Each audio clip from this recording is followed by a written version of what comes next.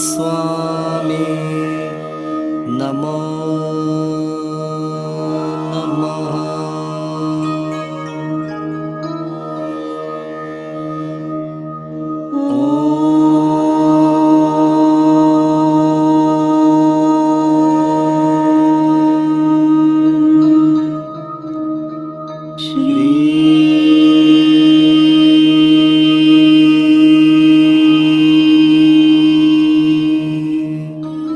बाबा स्वामी नमो नमः।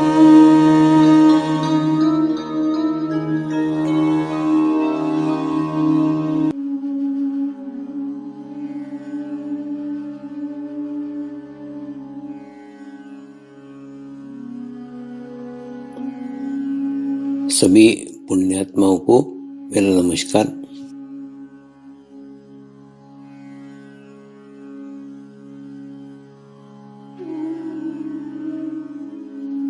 गुरुर्ब्रह्मा गुरुर्विष्णु गुरुर्देवो महेश्वरा, गुरु साक्षात परब्रह्म तस्मै श्री गुरुवे नमः।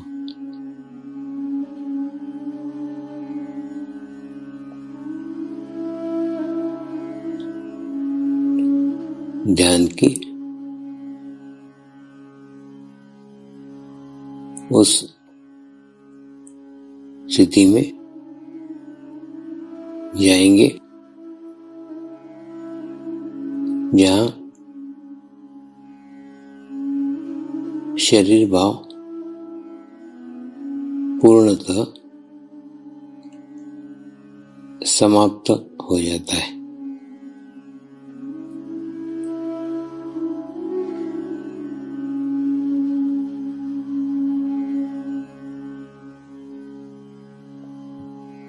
अपने पूरे शरीर को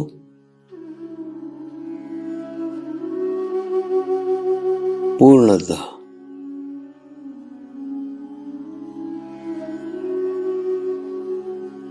शिथिल छोड़ देंगे, एकदम रिलैक्स हो जाइए।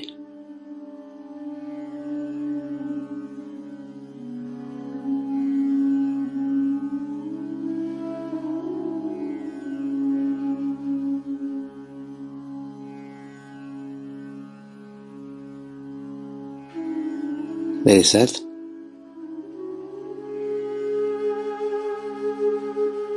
मंत्र का उच्चारण करेंगे।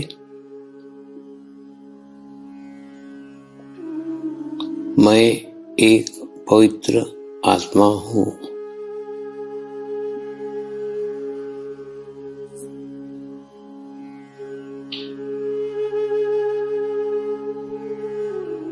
मैं एक शुद्ध आत्मा हूँ।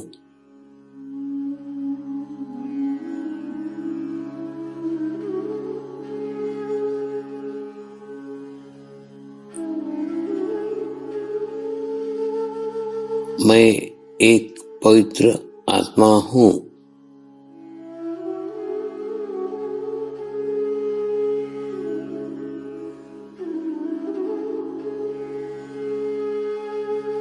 मैं एक शुद्ध आत्मा हूँ।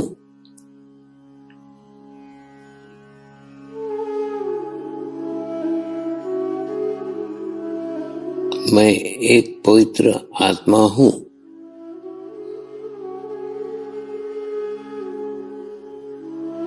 मैं एक शुद्ध आत्मा हूँ।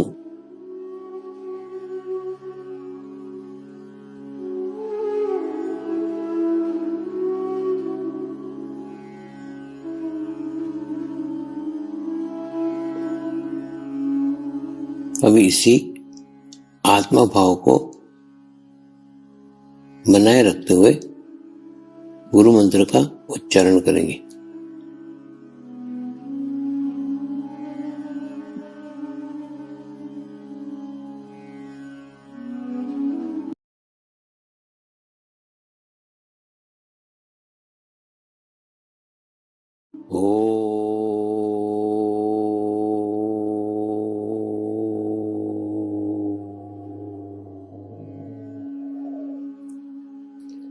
श्री शिवकृपानंद स्वामी नमो नमः।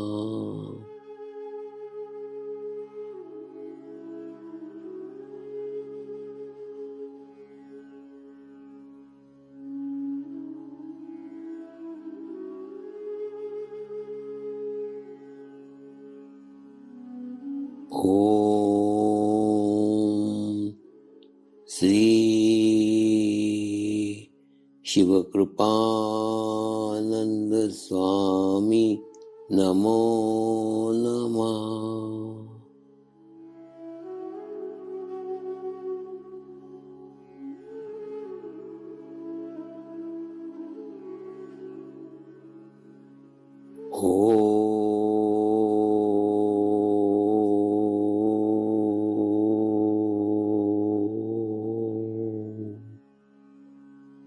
श्री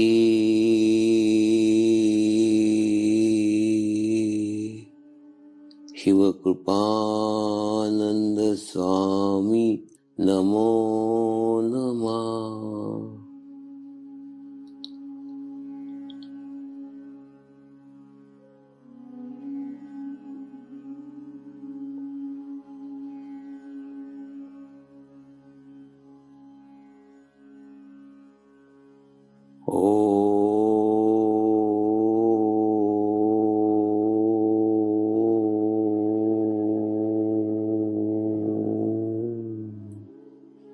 श्री शिवकृपानंद स्वामी नमो नमः।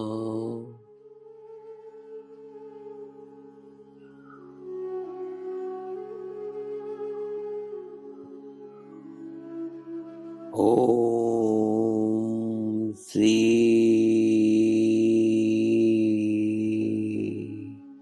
शिवकृपानंद स्वामी नमो नमः।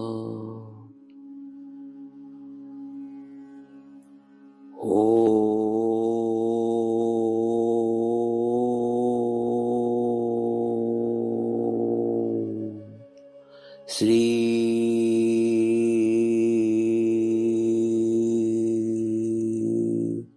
शिवकृपानंद स्वामी नमो नमः।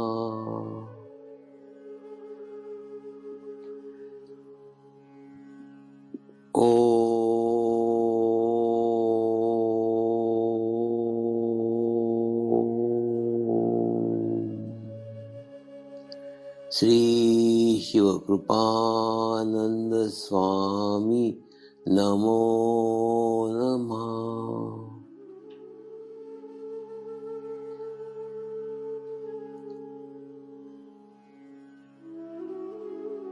ओम श्री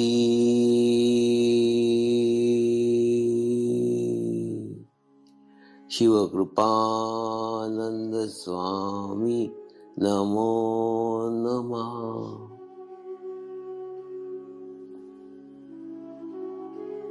ओम श्री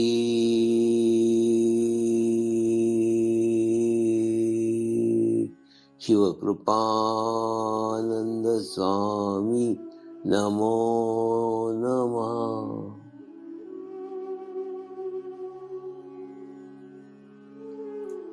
अब आप अपना चित्त सहस्त्रार पर रख के थोड़ी देर के लिए ध्यान में जाएंगे।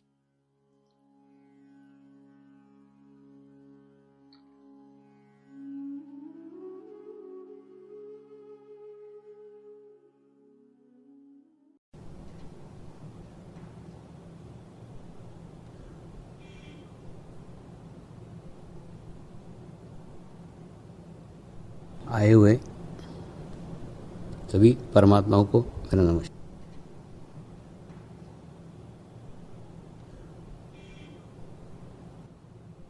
अभी हाल ही में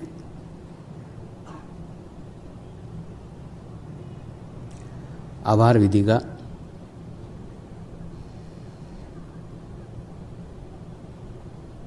कार्यक्रम संपन्न हुआ।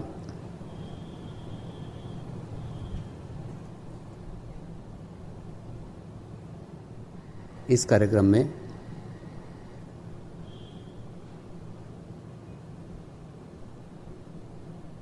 किन किन विभागों के किन किन पदाधिकारियों ने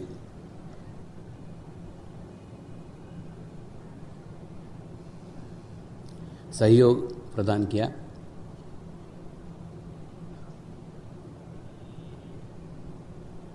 इसके बारे में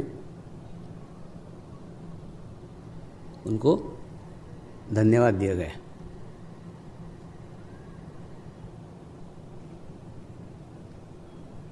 मनुष्य अपने दैनिक जीवन में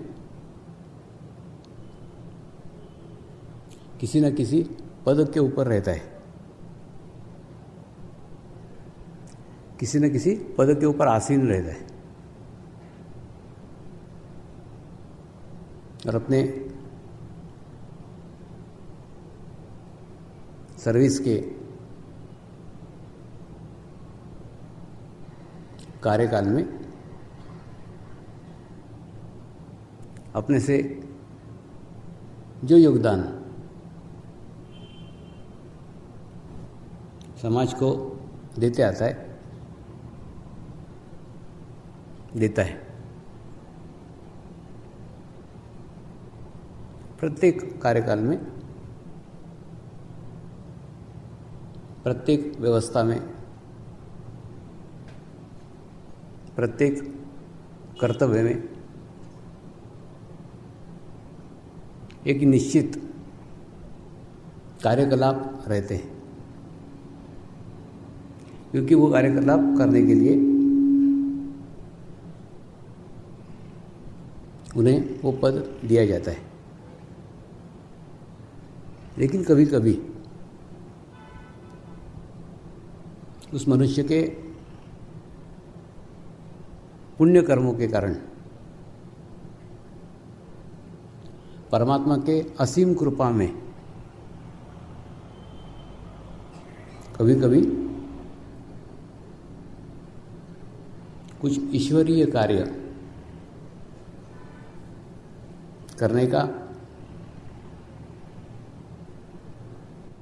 कुछ ईश्वरीय कार्य में अपना योगदान देने का सुअवसर उन्हें अपने कार्यकाल के दौरान भी रहता है और मिलता है। और ये मिला हुआ अवसर वो उनके दैनिक कार्यकलाप में ही संपूर्ण करते हैं। छोटा सा रहता है, 1 दिन का रहता है, 2 दिन का रहता है, 8 दिन का रहता है, 15 दिन का रहता है। वो बाद में उसको भूल भी जाते हैं। जैसे बहुत सारे कार्यक्रम हुए वैसे ये कार्यक्रम, लेकिन इस कार्यक्रम में दिया गया सहयोग शाश्वत स्वरूप का रहता है। शाश्वत स्वरूप का रहता है नहीं,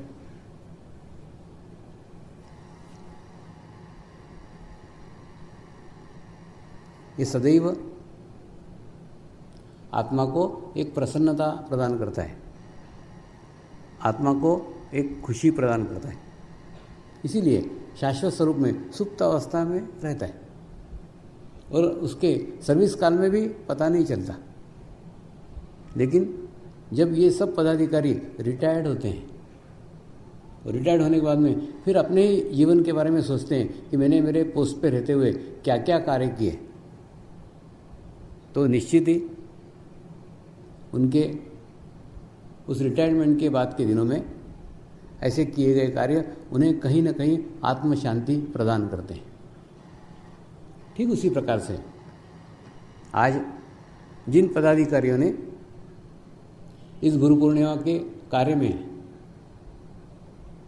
सहयोग किया, मैं भी इच्छा करता हूँ कि किया गया सहयोग उनके रिटायरमेंट के बाद भी उनको एक आत्म शांति प्रदान करेगा, एक आत्मसंतोष प्रदान करेगा।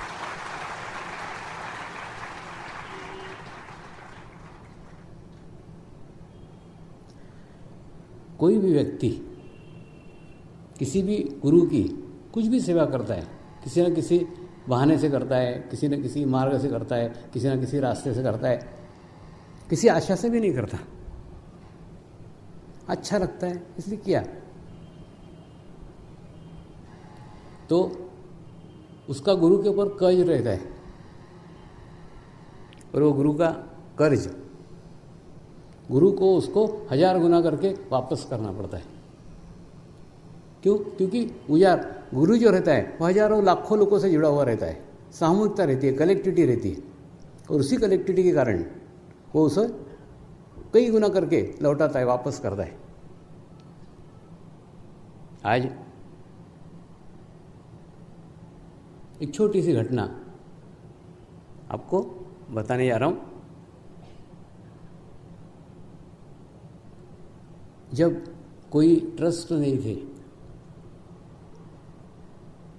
जब कोई साधक नहीं थे, कोई सेंटर नहीं थे, कोई समूह नहीं थे, कोई गुरु पूर्णिमा नहीं थी, कुछ नहीं था, एक सामान्य व्यक्ति जैसा मैं भी आराम से घूमता था, आराम से आता था, आराम से बैठता था। तो लीलाधर जी के ऑफिस में मैं रोज़ शाम को जाके बैठता था, और शाम को 4 बजे कुछ नहीं, एक चाय वाला था जो ठेले की गाड़ी के ऊपर चाय लेकर के आता था, और वो उसका क्या भाव था पता नहीं, वो नौकरों को नहीं भेजता था, खुद आके एक कप चाय मुझे देके जाता था। लीलाधर जी ने बोला वो कोई साधक नहीं है, लेकिन आज उस ठेले वाले का बहुत बड़ा होटल हो गया है।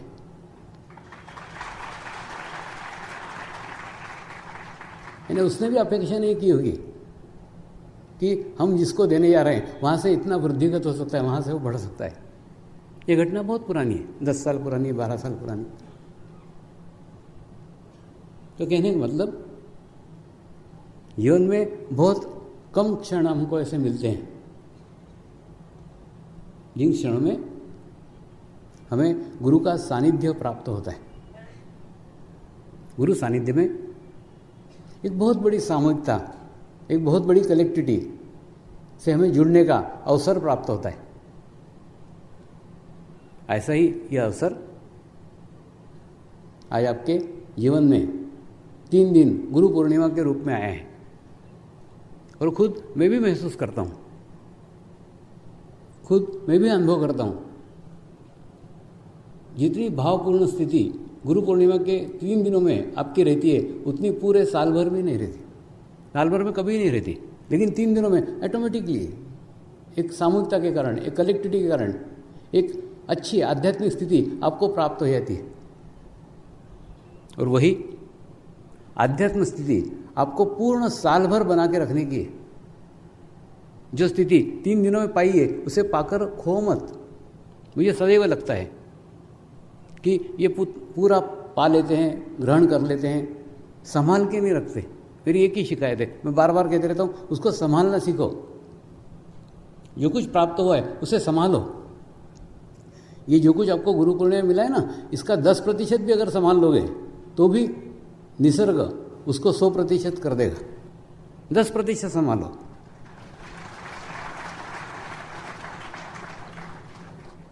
और इन 3 दिनों को याद रखो ना, मैं कौन से ट्रेन से गया था, मैं कौन से बस से गया था, मैं कैसे अजमेर पहुंचा, अजमेर से कैसे पुष्कर पहुंचा, पुष्कर में कहाँ रुका था, कैसे स्टेडियम में गया था, कैसे कार्यक्रम हुए थे, सुबह कौन से कार्यक्रम हुए थे, शाम को कैसे कार्यक्रम हुए थे। कुछ नहीं, जाके कल एक डायरी लिखो, डायरी में पूरा कार्यक्रम लिखो। जैसे एखादे ट्रिप का वर्णन लिखते हो कि नहीं, वैसे पूरा गुरु पूर्णिमा का वर्णन निजी लिखो। आपको क्या लगा, भाषण में आपको कौन सी बात अच्छी लगी, कहाँ लगा कि ये बात शायद मेरे लिए है, मुझे सुधार करने की, मुझे बदलने की। अपना आत्मचिंतन करो ना, अपना आत्म मंथन करो और उसको लिख के रखो। और लिखने के बाद में वो डायरी बार बार पढ़ो। देखो क्या होता है। अभी लिखोगे तो सब कुछ बातें याद रहेगी, उसके कुछ दिन बाद लिखने जाओगे तो कुछ याद नहीं रहेगा और धीरे धीरे धीरे धीरे यादें धुंधली हो जाएगी। इसलिए उसको लिखो और लिखने के बाद में आप प्रयोग करके देखो कि कभी भी निराशा आए, कभी भी ऐसा लगे कि मैं अकेला हूँ, मैं अकेली हूँ, मुझे डर लग रहा है, उस समय वो किताब को पढ़ो, उस डायरी को पढ़ो, तो आपको महसूस होगा कि उससे एक आपको ऊर्जा मिलेगी, उससे आपको एक शक्ति मिलेगी। पूरे 365 दिन तक वही स्थिति, वही शक्ति बनाने की प्रेरणा आपको उन 3 दिनों से मिलेगी। तो 3 दिन में जो पाया है उसे जितना, और दूसरे जैसे लिखने जाओगे ना, फिर से धीरे धीरे धीरे धीरे वो सब बातें याद आएगी, कहाँ क्या हुआ था, छोटी छोटी छोटी बातें, किससे मिले थे, कौन साधक मिले थे, कौन से सेंटर में मिले थे, सब छोटी से छोटी बातें भी लिखो। वो लिखना सदैव के लिए रहेगा, उसको आप बाद में कभी भी पढ़ सकते हो।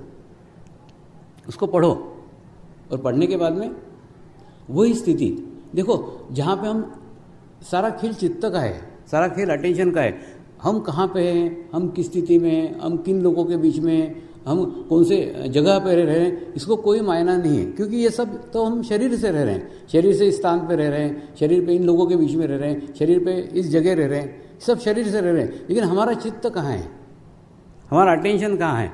क्योंकि आध्यात्मिक सारी प्रगति आपका चित्त कहाँ है उसी से होती है। आप कहाँ पे हो उसको कोई मायना नहीं है, आप किस जाति को उसको कोई मायना नहीं है, आप किस धर्म के हो उसको कोई मायना नहीं।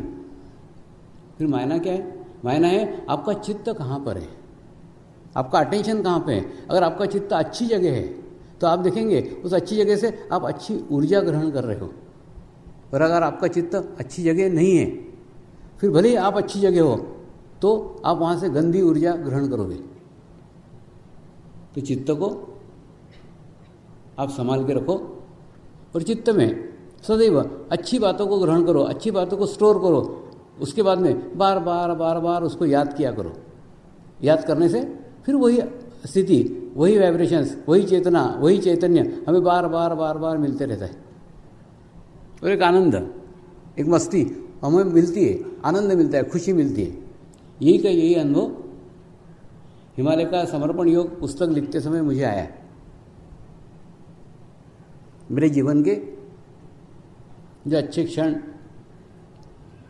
जो अच्छे दिन मैंने मेरे गुरुओं के सानिध्य में बिताए, वो क्षण फिर पुनर्जीवित हो गए। लेकिन एक अनुभव किया कि जब तक उनकी इच्छा नहीं थी कि मैं समाज को उनके बारे में कुछ बताऊं, तब तक मैं कुछ भी लिख नहीं पाया। और जब उनकी इच्छा हुई तो मैं लिखना चाहूं या ना लिखना चाहूं, सारा लिखा गया। ये एक कृपा में हुआ है, उनकी करुणा में हुआ, कुछ भी नहीं किया है, कुछ नहीं। रोज़ सवेरे 3:30 बजे एक स्टूल था, वो स्टूल ऐसा पास में रखा ही रहता था। मैंने ना एक डर लगता था, 1 मिनट भी व्यर्थ नहीं गंवाना चाहिए। रात को पलंग के पास ही वो स्टूल रखता था। 3:30 बजे उठा करके उस स्टूल सामने रखा और उसके ऊपर पैड वैड सब तैयार रहता था। कागज पेन लेके लिखना शुरू कर दिया। फिर 3:30 बजे से 5:30 बजे तक लिखा जाता था। कुछ नहीं, पेशाब नहीं, लैट्रिन नहीं, कुछ नहीं। और पूरा 5:30 बजे तक लिखने के बाद में तब तक कुछ भी नहीं सोचता था। और 5:30 बजे लिखने के बाद में फिर ऑटोमेटिक बंद हो जाता था। तो 2 घंटे वो जो एक ऊर्जा उतरती थी, उस ऊर्जा के कारण वो लिखा जाता था। और वो लिखना कहीं ना कहीं फिर उन्हीं दिनों की याद ताज़ा कर गया। सदैव मैंने कहा ना कि जीवन में प्लस और माइनस ये दोनों सदैव चलते रहता है। कभी भी किसी का जीवन पूर्ण प्लस या पूर्ण माइनस नहीं रहता। तो जब पुस्तकें लिख रहा था तो मुझे मेरे दिन याद आ गए कि तब मैं सोचता था कैसा समाज में जाना चाहिए, समाज में जाके गुरु का प्रचार करना चाहिए, गुरु के उपदेशों को आम लोगों तक पहुंचाना चाहिए। जो अनुभूति मुझे प्राप्त हुई वो अनुभूति प्रत्येक मनुष्य मात्र को कराना चाहिए, ऐसे खूब इच्छा करता था। लेकिन उस समय वहाँ एकांत था, मुझे ध्यान करने को मिलता था, मुझे साधना करने को मिलती थी, लेकिन प्रचार करने को नहीं मिल रहा था। आज प्रचार करने को मिल रहा है, हो रहा है, जैसा सोचा था सब कुछ हो रहा है। लेकिन वो हिमालय का सानिध्य चला गया। देखिए, मतलब एक चीज़ मिल गई तो एक चीज़ चली गई। तो अब अगर मैं यहाँ रह के दुखी हूँ कि अरे मेरे को वो नहीं मिला, तो मैं दुखी हो सकता हूँ। लेकिन हम जिस स्थिति में हैं, जहाँ पे है, वहाँ पे सुखी रहो। गुरु की कृपा थी हिमालय में रहने का, वो हिमालय में रहे। गुरु की कृपा है पुष्कर में जाओ, पुष्कर में आ गए। ये सब पूर्व निश्चित रहता है। हम कितने भी प्रयत्न करें, कितने भी प्रयास करें, वो बराबर उसी स्थान पे, उस सही समय पे वहाँ पे लेकर आ ही जाते हैं।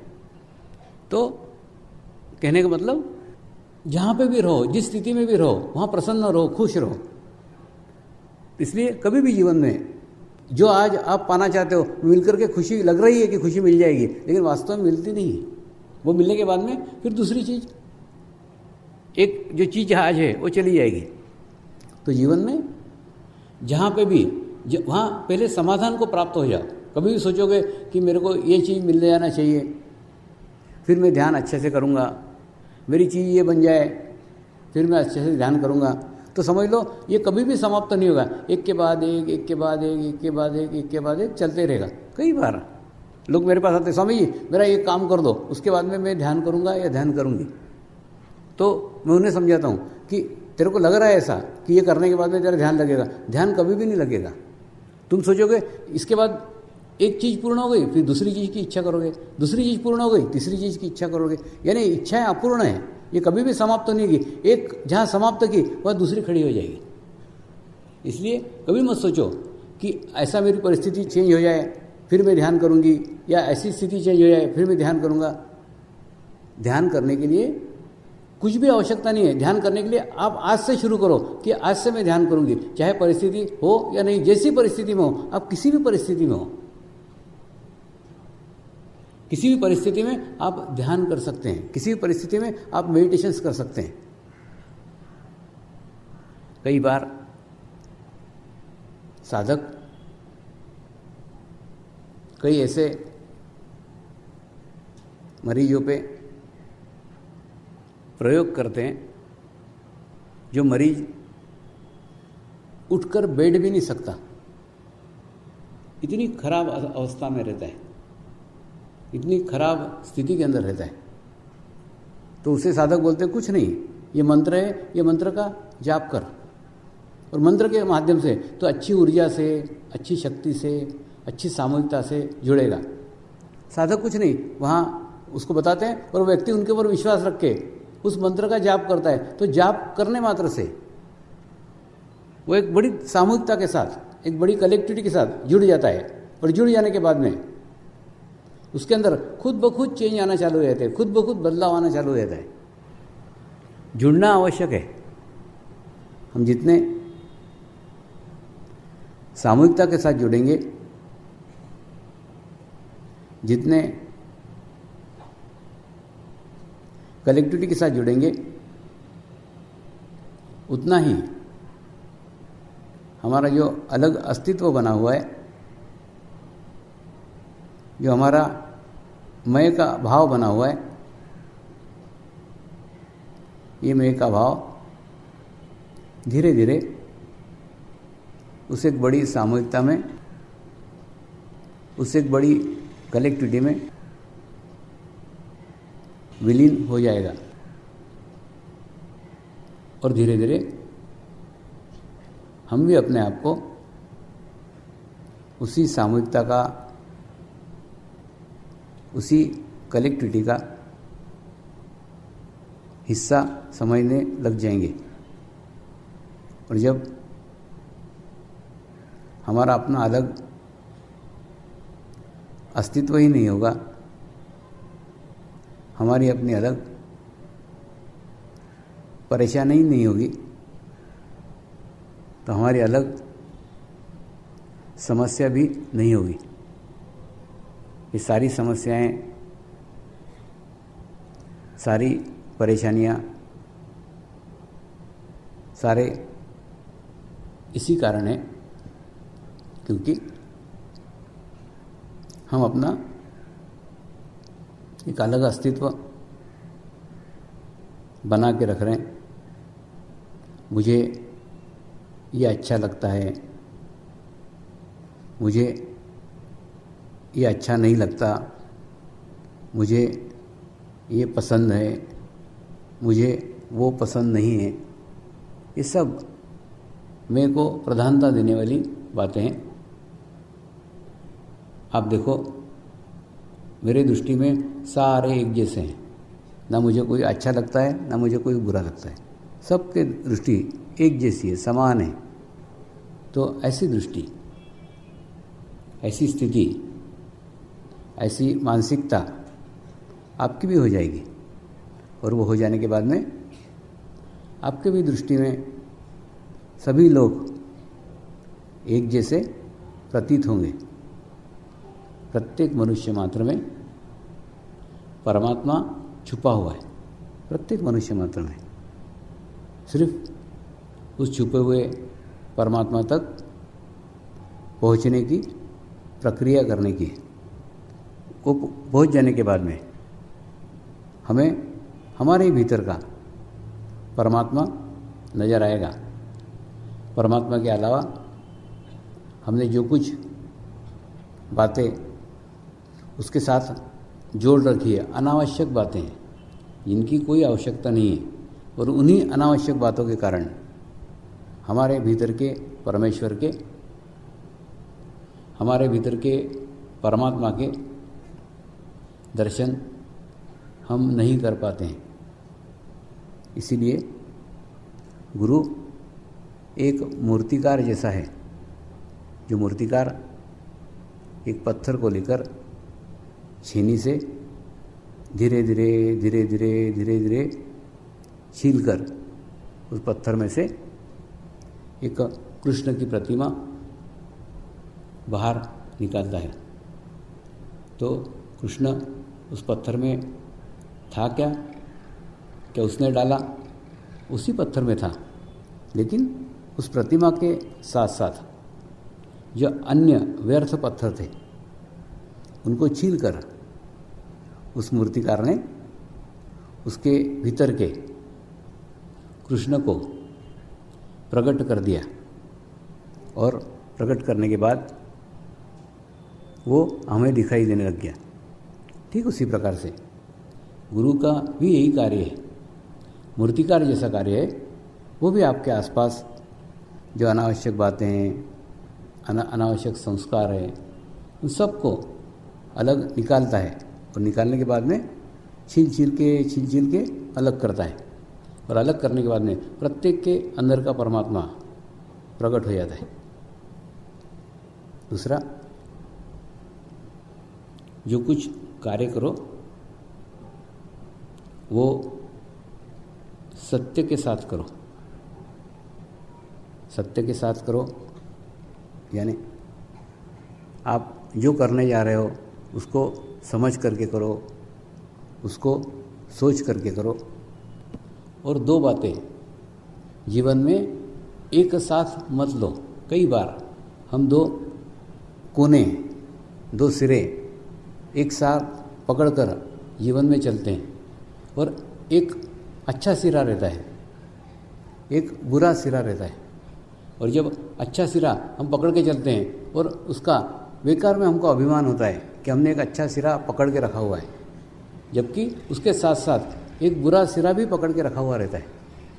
और बुरा सिरा पकड़ के रखने के कारण वो अच्छे सिरे का जो इफ़ेक्ट, जो प्रभाव हमको मिलना चाहिए, वो प्रभाव हमको नहीं मिल पाता।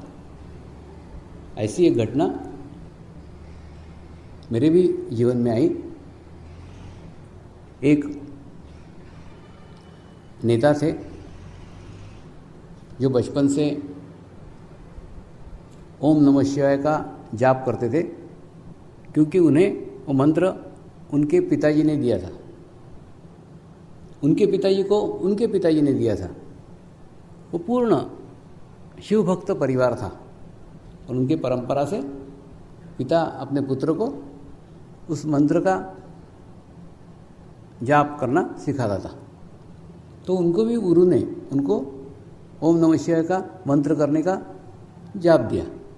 करते थे, रेगुलर करते थे, और साथ साथ शराब भी पीते थे। तो कई बार मैंने उन्हें समझाया कि ये दोनों बातें एक साथ मत करो। या तो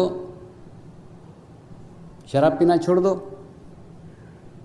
या तो ओम नमः शिवाय का जाप करना छोड़ दो, क्योंकि दोनों बातें एक साथ करेंगे तो उसके विपरीत परिणाम होंगे, उसके दुष्परिणाम आएंगे, और दुष्परिणाम आएंगे तो एक दिन आपको हार्ट अटैक आएगा।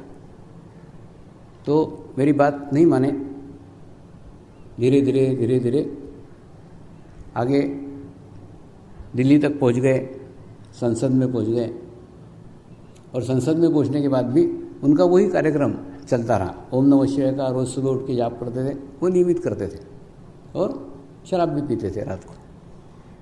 तो बोले स्वामी जी क्या करूं, आप कह रहे हो सब बराबर है, शराब अच्छी चीज़ नहीं है, छोड़ना चाहिए, सब कुछ है, लेकिन इतने टेंशन रहते ना पॉलिटिक्स में कि कुछ पूछो मत, इसलिए मेरे को रात को शराब पीना पड़ती। शराब नहीं पी तो नींद नहीं आती। और मेरे पिताजी ने मंत्र दिया है तो उसको भी नहीं छोड़ सकता। मेरे पिताजी को उनके पिताजी ने दिया हुआ है, तो हमारा खानदानी मंत्र है, वो ओम नमः शिवाय का जाप तो मैं करूँगा ही, तो वो भी नहीं छोड़ सकता, दोनों ही कर सकता हूँ। लेकिन एक दिन बाद में उनको हार्ट अटैक आया, और हार्ट अटैक आने के बाद में जब फिर मेरी उनसे बातचीत हुई तो उन्होंने मुझे याद किया कि आपने कहा था ना मेरे को हार्ट अटैक आएगा, बराबर हार्ट अटैक आया। क्यों आया बताओ ना। फिर मुझे झगड़ा करने लग गए, स्वामी जी मैं ओम नमः शिवाय का जाप करता हूँ, तो फिर मुझे हार्ट अटैक क्यों आया, मेरे को नहीं आना चाहिए। मैंने उनको बोला तुम ओम नमः शिवाय का जाप करते हो इसलिए तुमको हार्ट अटैक आया। तो उनके ना बात कुछ समझ में नहीं आ रही थी। वो बोले कि मैं ओम नमः शिवाय का जाप करता हूँ इसलिए हार्ट अटैक आया। मैंने कहा हाँ इसीलिए हार्ट अटैक आया। तो उनको बताया, उनके बंगले के सामने एक कचरे का डब्बा था। मैंने उनको कहा वो कचरे के डब्बे के अंदर आप उसके ऊपर गणेश जी की स्थापना कर दो, तो गणेश जी तुमको वर देंगे कि शाप देंगे। तो बोले कि शाप देंगे। मैंने बोला क्यों। बोले मैंने गंदी जगह गणेश जी की स्थापना की इसलिए, गणेश तो पवित्रता के देवता हैं और गंदी जगह में उनकी स्थापना कर रहा हूँ इसलिए मुझे शाप देंगे। तो मैंने उनको कहा कि जब गंदी जगह गणेश जी की स्थापना करके गणेश जी तुमको शाप दे सकते हैं, ये ज्ञान तुमको है, तो ओम नमः शिवाय का जाप करके तुम हृदय में शिव को आमंत्रित कर रहे हो। उस हृदय में, जिस हृदय से तुम शराब पीते हो, उस शरीर से शराब पीते हो, उस शरीर में ओम नमः शिवाय को जाप कर रहे हो तो तुमको हार्ट अटैक देंगे। ये बात समझ में नहीं आ रही। तो एक चीज़ को पकड़ रहे हो और एक चीज़ को छोड़ रहे हो। तो ऐसे कई बार कई दो बातें लेके हम जीवन में चलते हैं। एक चीज़ अच्छी रहती है, एक चीज़ बुरी रहती है, और वो अच्छी चीज़ हम सोचते हैं कि अच्छी चीज़ के कारण ये बुरी चीज़ का प्रभाव नहीं होगा, लेकिन धीरे धीरे उस जब किसी शक्तियों को इनवाइट करते हो, किसी पावर्स को इनवाइट करते हो, तो उतने स्वच्छ उतने पवित्र आप बनो तो उनको आमंत्रित करने में कोई ऑब्जेक्शन नहीं है। लेकिन अगर आप पवित्र नहीं बनते, आप स्वच्छ नहीं बनते और आमंत्रित करते हो तो उसके दुष्परिणाम भी आ सकते हैं। इसीलिए पहले चित्त शुद्धि पे ध्यान दो, और दूसरा ध्यान करना, कई बार हम ध्यान करने जाते हैं, ध्यान करने का प्रयास करते हैं, ध्यान करते भी रहते हैं, 1-1 घंटा करते हैं, 2-2 घंटा करते हैं, लेकिन ध्यान लगता नहीं है। तो ध्यान लगना अलग बात है, ध्यान करना अलग बात है, ये दोनों अलग अलग बातें हैं। ध्यान करना अलग बात है, ध्यान होना अलग बात है। एक बार एक न्यूजीलैंड के प्रोफेसर ने मुझे पूछा था कि स्वामी जी ये ध्यान करने वाले लोगों के चेहरे ऐसे प्लास्टिक की थैली जैसे खींची रहती है, ऐसे खींचे हुए क्यों रहते हैं। मैंने उनको बताया खींचे हुए उनके रहते हैं जो ध्यान करने का प्रयास करते रहते हैं। जिनका ध्यान लग जाता है उनका चेहरा एकदम शांत रहता है, समाधानी रहता है, लेकिन जो ध्यान करने का प्रयास करते हैं उनका चेहरा खिंचा हुआ रहता है।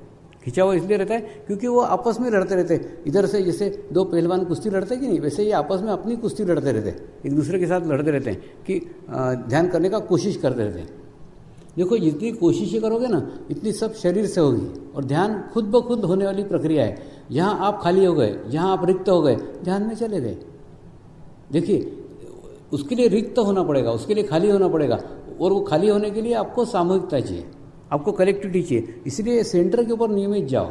सेंटर पे नियमित जाने से आपको वो रिक्तता, आपको वो खालीपन खुद ब खुद मिल जाएगा। अकेले प्रयास करोगे, अकेले प्रयत्न करोगे तो नहीं होगा।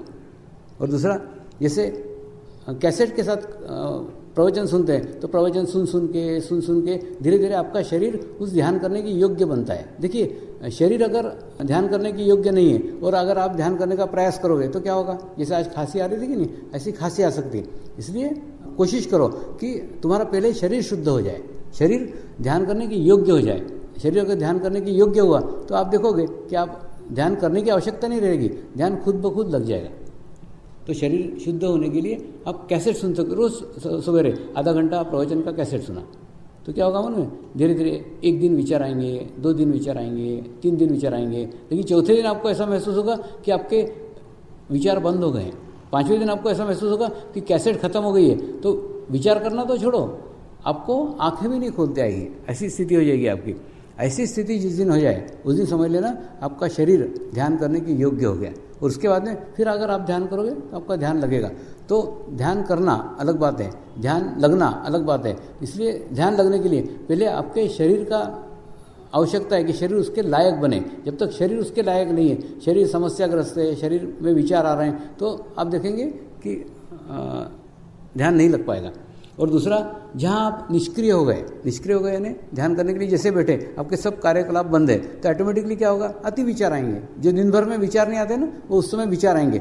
ऐसा अगर आपको लग रहा है तो आप कुछ दिन ध्यान बंद करके आप कुछ दिन प्रवचन सुनो। यानी आपका ध्यान बराबर नहीं लग रहा है तो आप देखो, अगर आप लोगों को ध्यान नहीं लग रहा है तो ध्यान करने का प्रयास मत करो, रोज उसके साथ साथ प्रवचन को जोड़ो। धीरे धीरे आपको एक लाखों लोगों की सामूहिकता मिलेगी, लाखों लोगों की कलेक्टिविटी मिलेगी, क्योंकि वो प्रवचन लाखों लोगों के लिए किए गए, लाखों लोगों की सामूहिकता उसके अंदर, लाखों लोगों की कलेक्टिविटी है। तो उस कलेक्टिविटी में जैसे आप पहुंचोगे तो 1 दिन 2 दिन, जैसे लाखों लोग विचार नहीं कर रहे हैं, उसके बीच में अगर आप जाओगे तो क्या होगे, आप विचार करना भी चाहो तो विचार नहीं आएंगे। धीरे धीरे वो उनका प्रभाव आपके ओर पड़ना चालू हो जाएगा और आप भी देखोगे कि आपके विचार कम हो गए। इसीलिए सामूहिकता के अंदर ध्यान करो, सेंटर के ऊपर ध्यान करो। भले ध्यान लगे नहीं लगे, आपका कर्तव्य सेंटर पे जाके सामूहिकता के साथ बैठना। सिर्फ बैठो ना, एक दिन विचार आएंगे, 2 दिन विचार आएंगे, 3 दिन विचार आएंगे। और विशेष तौर पे जब भी कोई बड़े कार्यक्रम होते हैं, चाहे चैतन्य महोत्सव का हो, गुरु पूर्णिमा का हो, अब यही 2 कार्यक्रम रह गए, वो जब ऐसे बड़े होते हैं तो उसके अंदर शामिल हो, एकत्र हो। दूसरा, कभी बड़े वीडियो शिविर होते हैं, उसके अंदर शामिल हो। तो जितनी बड़ी सामूहिकता में जाओगे, जितनी बड़ी कलेक्टिविटी में जाओगे, उतना अपने आप को मर्ज करना आसान हो जाएगा। जैसे होता है कि नहीं, बहुत बड़ी प्रॉब्लम है तो क्या होगा, बहुत बड़ी सामूहिकता चाहिए। छोटी प्रॉब्लम है तो छोटी सामूहिकता चाहिए। अगर आपकी प्रॉब्लम बड़ी है तो आप अधिक से अधिक सामूहिकता में जाने की कोशिश करो। जहाँ बड़ी सामूहिकता है, जहाँ बड़ी कलेक्टिविटी है, तो बड़े कलेक्टिविटी के अंदर आपका समस्या उसके अंदर कहाँ चला गया आपको पता ही नहीं चलेगा। कई बार साधक किसी समस्या के कारण, किसी प्रॉब्लम के कारण या किसी व्यस्तता के कारण सेंटरों पे नहीं जा पाते। नियमित रूप पे अगर सेंटर पे नहीं जा पा रहे हो तो सामूहिकता का एक ही मार्ग है, सामूहिकता का एक ही उपयोग है कि आप नियमित कैसेट सुनो। रोज नहाने के बाद में आधा घंटा कैसेट सुनो, तो कैसेट के माध्यम से भी उस सामूहिकता के साथ आप जुड़ सकोगे। दूसरा, पुस्तकें पढ़ सकते हो, पत्रिकाएं पढ़ सकते हो। ये महाशिविर में जो प्रवचन हुए, उन प्रवचनों की भी पुस्तक निकाली जा रही है, क्योंकि इतनी सरल तरीके से, इतने व्यवहारिक उदाहरण देकर आपको उसमें समझाया गया है चक्रों के बारे में और चक्रों के प्रभाव के बारे में। ये सब पुस्तकें पढ़ करके भी आप जान सकते हो।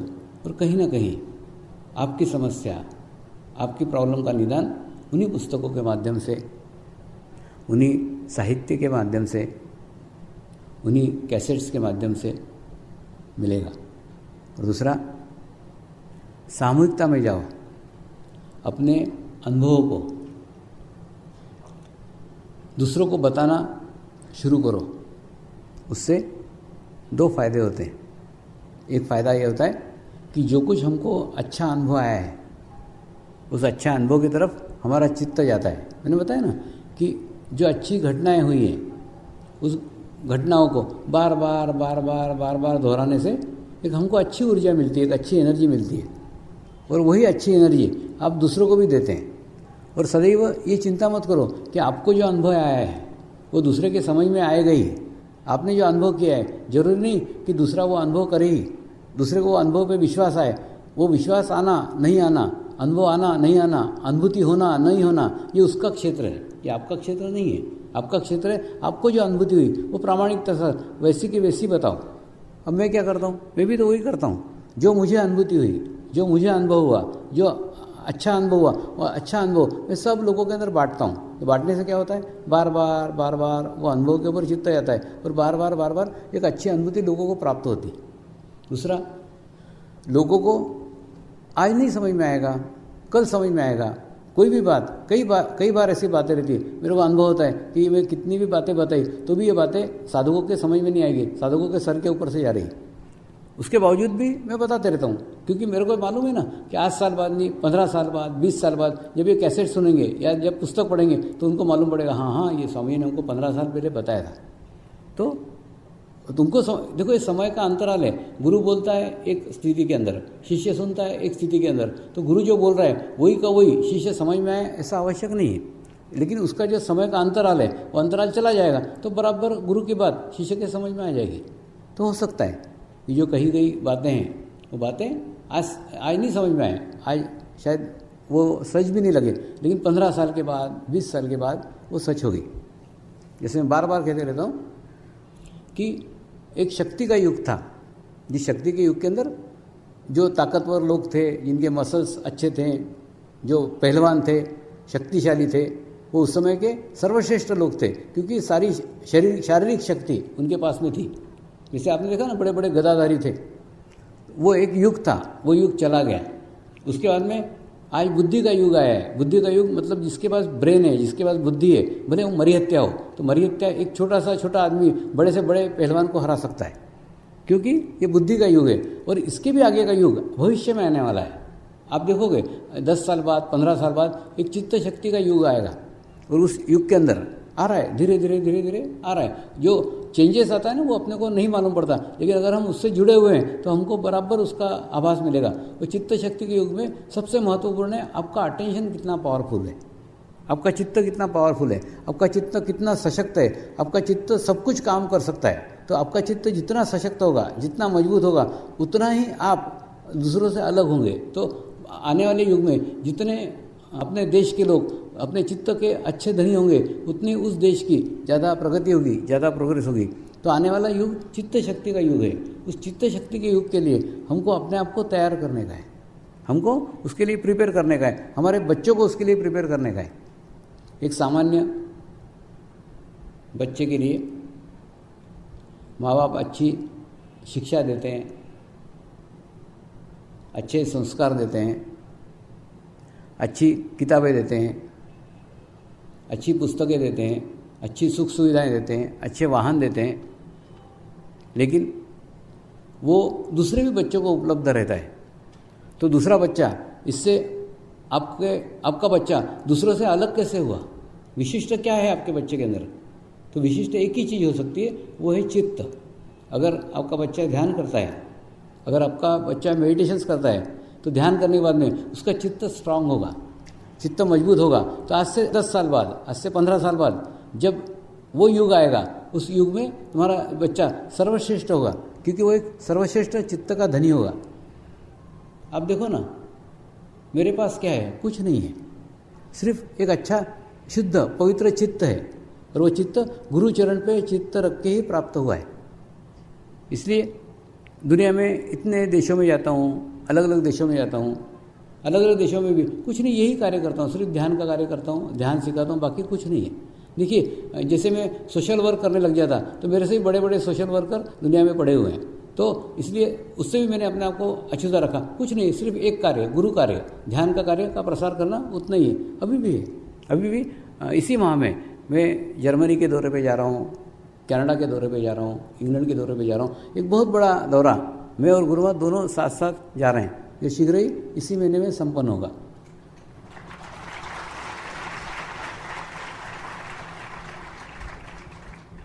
तो कौन सी ऐसी विशेषताएं जो लोग आके मुझे सुनते हैं या लोग मेरे साथ आना चाहते हैं, मेरे पास बैठना चाहते हैं? एक ही, एक सशक्त चित्त। तो सशक्त चित्त जैसा मैंने मेरा कर सका वैसे आप किए, और जिस मार्ग से मैंने किया वही मार्ग, वही रास्ता, वही तरीका आपको बता रहा हूँ कि मैंने मेरे गुरुचरण पे चित्त रखा, और गुरुचरण पे चित्त रखने के बाद में खुद ब खुद उनकी शक्तियाँ मुझे मिल गई।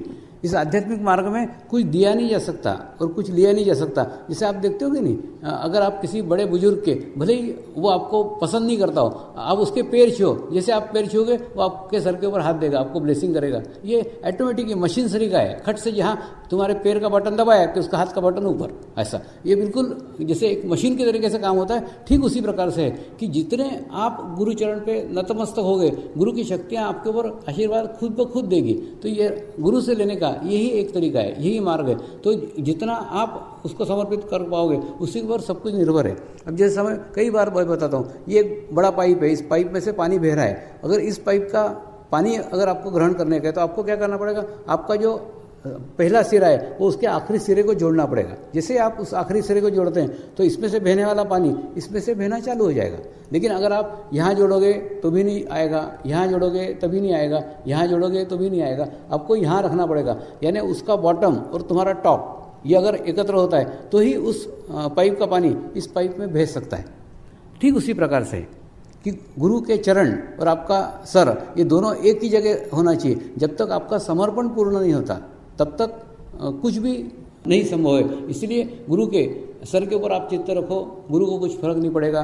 गुरु के छाती के ऊपर आप चित्त रखो, गुरु को कुछ फर्क नहीं पड़ेगा। गुरु के पेट के ऊपर आप चित्त रखो, गुरु को कुछ फर्क नहीं पड़ेगा। लेकिन गुरु चरण पे अगर आप चित्त रखो तो भी गुरु को कुछ फर्क नहीं पड़ेगा। फर्क पड़ेगा आपको, क्योंकि आपका चित्त अगर गुरु चरण के ऊपर है तो आप उसकी सारी शक्तियाँ ग्रहण करने के लिए अपने आप को तैयार कर रहे हैं। आप आपका पात्र खोल रहे हैं। आप आपका पात्र जितना विकसित करेंगे और जितना करोगे उतना आपको ग्रहण करना अधिक से अधिक प्राप्त होगा। आज की इस गुरु पूर्णिमा में जो पात्र विकसित हुआ है, इन 3 दिनों में जो आपने विकसित किया है, उस विकसित पात्र को, उस पात्रता को साल भर तक बनाए रखिए। और जैसे मैंने बताया, एक डायरी लिखिए, उस डायरी में पूरे अनुभव लिखिए, गुरु पूर्णिमा के पूरे कार्यक्रम को लिखिए, और वो आपका अपना निजी होना चाहिए। वो साल भर तक सिर्फ पढ़िए। पढ़ करके आप देखो तो अगले गुरु पूर्णिमा तक आप देखोगे कि आपका पात्र संपूर्ण रूप से विकसित हो चुका होगा। आज को अपना समापन का दिवस है, और समापन के दिवस में एक निश्चित समय अवधि के अंदर अपना कार्यक्रम संपूर्ण करना पड़ता है। तो उसी अवधि को देखते हुए आज मैं कार्यक्रम का समापन कर रहा हूँ। नमस्कार।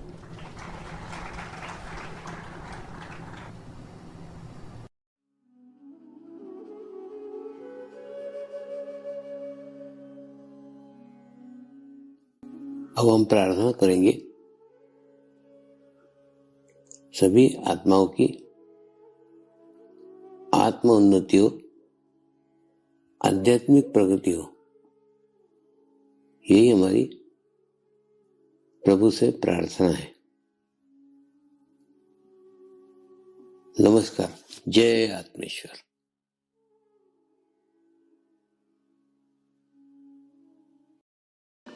शांति पाठ करेंगे। ओम द्योः शांति अंतरिक्षगम शांति पृथ्वी शांति रापः शांतिरौषधयः शांति वनस्पतयः शांति विश्वे देवाः शांति ब्रह्म शांतिः सर्वगं शांति शांतिरेव शांति क्षमा शांतिरेधि। ओम शांति शांति शांति सर्वारिष्ट सुशांतिर्भवतु।